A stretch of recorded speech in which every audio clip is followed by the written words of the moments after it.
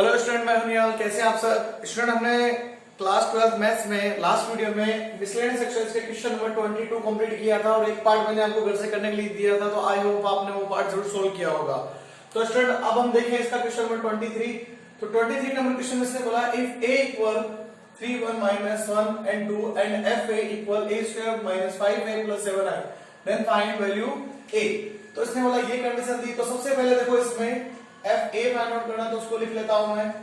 fa की condition मेरे पास है a स्क्वायर - 5a + 7i और i यहां पे मेरे पास जैसे 2 × 2 का ऑर्डर है, तो i भी 2 × 2 ऑर्डर में रहना है। तो सबसे पहले हम क्या करें, यहां पे a स्क्वायर की वैल्यू फाइंड आउट कर लेते हैं। तो लिखते हैं a स्क्वायर इक्वल में a × a, तो मेरे पास कितना आ जाएगा 3 - 1 1 and 2।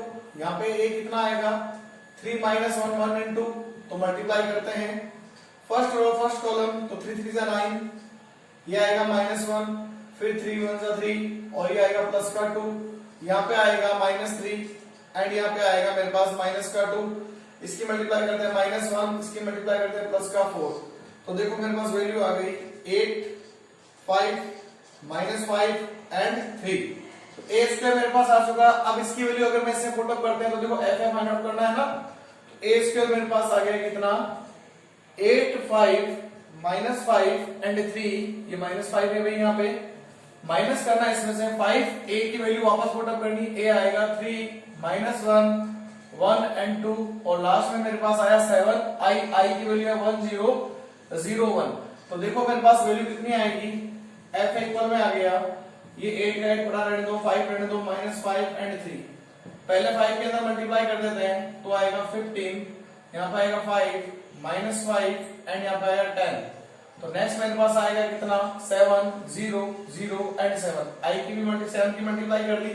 अब मेरे पास है कि मैं इसमें से पहले इसको माइनस करूं फिर इसको ऐड कर दूं तो भी मेरे पास आंसर आ जाएगा, या मैं इसको ऐड करके फिर इसमें से माइनस करूं तो भी मेरे पास आंसर आ जाएगा। तो मैं इसमें से इसको माइनस कर देता हूं, 8 में से -15 गए तो बच गया माइनस के साथ, 5 में से 5 गया बच गया 0, यहाँ पे -5 में से प्लस के मेरे पास कितने गए भाई प्लस के 5, फिर आ गया 0 और 3 में से माइनस के 10 गए तो माइनस का 7, इसके साथ ऐड करना मेरे को 7 0 0 एंड 7। अगर इन दोनों का ऐड करता हूं तो देखो fa की वैल्यू कितनी आती है मेरे पास 7 में 7 को जोड़ा -7 और प्लस 7 0 0 में 0 0 फिर 0 एंड 7 7 फिर 0। तो मेरे पास वैल्यू कितनी आ गई f इक्वल में 0 0 0 मैट्रिक्स बन गई। तो ये हो गया हमारे पास इसका answer. Pause the video, write down. Student हमारे पास लास्ट एक 24 नंबर क्वेश्चन है, जो क्वेश्चन एग्जाम पे बड़ी हमारे पास मोस्ट है। इसने बोला है प्रूव करना है इस मैट्रिक्स से मल्टीप्लाई इक्वल टू में 0 आना चाहिए, जबकि इसमें वैर यहाँ पे अल्फा माइनस बीटा की वैल्यू से थी 2m -1 π/2 और m belongs to natural number को। तो सबसे पहले हम क्या करते हैं, आंसर में इन दोनों की मल्टीप्लाई करते हैं। तो लिखते हैं इन दोनों मैट्रिक्स को, यहाँ पे ये है cos स्क्वायर अल्फा, ये cos अल्फा sin अल्फा, फिर यहाँ पे cos अल्फा sin अल्फा, यहाँ पे sin स्क्वायर अल्फा, यहाँ पे वैल्यू मेरे पास कितनी आ जाएगी cos square beta cos beta sin beta, यहाँ पे cos beta again sin beta और यहाँ पे आएगा sin स्क्वायर बीटा। क्या करें भाई, इसको इससे मल्टीप्लाई करते हैं तो मल्टीप्लाई तो पॉसिबल है ही, ये मल्टीप्लाई करेगा इससे तो देखो आएगा cos स्क्वायर अल्फा और यहाँ पे आएगा cos स्क्वायर बीटा प्लस ये इससे मल्टीप्लाई करेगा तो लिख देता हूं cos alpha sin alpha multiply नहीं रहेगा cos beta and sin beta. First row को फर्स्ट कॉलम से multiply, first row second column से मल्टीप्लाई करेगा तो देखो आएगा cos स्क्वायर अल्फा के साथ में इसकी मल्टीप्लाई कर रहे हैं अपने, तो ये आएगा cos beta and sin beta और यहाँ पे कितना आ जाएगा, इसको इससे मल्टीप्लाई करते हैं तो प्लस में आएगा cos अल्फा sin अल्फा और यहाँ पे आ रहा है sin स्क्वायर बीटा।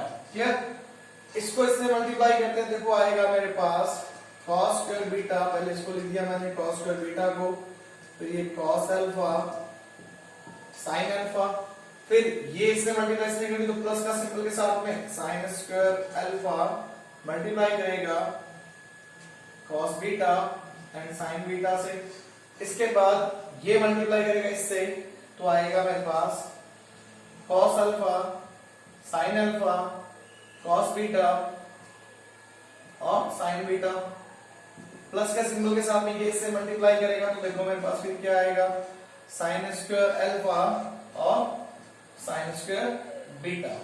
अब जरा ध्यान से देखें तो cos alpha cos beta cos alpha मेरे पास cos बीटा मेरे पास कॉमन आ रहा है ना, तो मैं कॉमन ले रहा हूं, मैट्रिक्स के अंदर ही पहले शो कर रहा हूं। तो देखो ध्यान से cos अल्फा और मैंने लिया cos बीटा कॉमन लिया तो मिल गया मेरे को cos alpha cos beta plus sin alpha sin beta. तो ऐसा ही मेरे पास क्या होगा, इधर से ध्यान से देखो मेरे पास क्या कॉमन आ रहा है, हर एक में यही टर्म बचनी चाहिए। तो देखो अगर cos अल्फा और मेरे को क्या रखना है cos बीटा रखना है तो मैं इधर से cos अल्फा कॉमन ले लूं और इधर स्क्वायर क्या sin बीटा का इसको कॉमन ले लूं तो बचा क्या cos अल्फा sin अपने पास cos अल्फा और cos beta plus sin alpha sin beta, ये बच गया। आगे चलते हैं, इसमें से फिर मेरे को कॉमन लेना, मेरे को ये रखना cos अल्फा, अगर cos अल्फा cos बीटा को लेना चाहता हूं तो cos बीटा को बाहर लेना पड़ेगा, साथ में sin अल्फा भी लेना पड़ेगा। बचेगा क्या मेरे पास, ध्यान से देखो sin अल्फा बनाई cos बीटा को और मेरे पास इधर से cos बीटा है तो इधर से मैं क्या ले सकता हूं भाई, मेरे पास ऐसी कंडीशन कॉमन लेनी जो दोनों में आए। तो देखो cos अल्फा और मैं ले सकता हूं क्या हमारे पास sin अल्फा को कॉमन, तो ये लिया मैंने sin अल्फा को कॉमन, तो बचा क्या cos बीटा cos अल्फा, यहाँ पे कितना आ जाएगा मेरे पास, इसको आगे पीछे लिख देते थोड़ा ध्यान रहेगा, cos अल्फा के साथ में cos बीटा को लिख देता हूँ, फिर मेरे पास प्लस में रह जाएगा क्या अंदर, ये बाहर आ गया sin अल्फा, तो बचा एक तो क्या sin अल्फा और एक क्या बाहर आ चुका है cos बीटा बाहर आएगा तो बचेगा sin बीटा। क्लियर। अब इसमें से भी मेरे को कॉमन लेना, तो इसमें से देखो मेरे पास क्या कॉमन आ रहा है, sin alpha cos alpha common आ रहा है, तो ये लिख देते हैं sin अल्फा और cos sin बीटा, ये मैंने कॉमन ले लिया, क्या मिला cos alpha cos beta sin alpha sin beta. Student आपको जहां तक ये क्वेश्चन इतना समझ में आ गया तो आप एक काम कीजिए, वीडियो को पॉज करके यहाँ तक नोट कर लीजिए, मैं आगे इसका पार्ट ऑफ करने वाला हूँ, ये वाला पार्ट। तो अब देखो मेरे पास क्या करना है, अब मेरे पास कुछ नया नहीं बन रहा है, एक फॉर्मूला बन रहा है। ध्यान से देखें, हमने एक फॉर्मूला पढ़ा था cos a माइनस b का, वो होता था cos a cos b plus sin a sin b का फॉर्मूला। अब देखो मेरे पास क्या होगा, हर एक में एक फॉर्मूला लगेगा, तो ये बनेगा क्या cos अल्फा cos बीटा के साथ में बनेगा क्या cos अल्फा माइनस बीटा। इधर मेरे पास फिर ये चल रहा है, इसको लिख देता हूं cos अल्फा और sin बीटा, इधर भी मेरे पास बनेगा sin cos alpha minus beta. आगे चलते हैं, अगेन यहाँ पे भी बार बढ़ा लेने दो, cos बीटा sin अल्फा, तो यहाँ पे क्या आ जाएगा मेरे पास cos अल्फा माइनस बीटा आ जाएगा, और यहाँ पे फिर क्या कॉमन आ गया, ये पड़ा है sin अल्फा sin बीटा, तो यहाँ पे आ जाएगा cos अल्फा माइनस बीटा।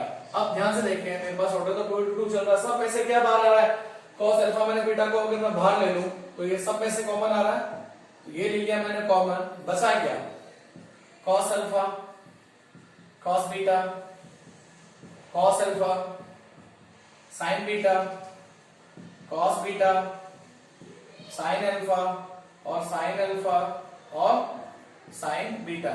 तो आपने ये वाला पार्ट नोट कर लिया होगा। तो अब देखिए आगे मेरे पास क्या है, आगे मेरे पास क्या है, अब मेरे को अल्फा माइनस बीटा की वैल्यू पुट अप करनी है, तो देखो क्या आ जाएगी 2m माइनस 1 पाई बाय 2, और ये बाहर पड़ा रहने दो।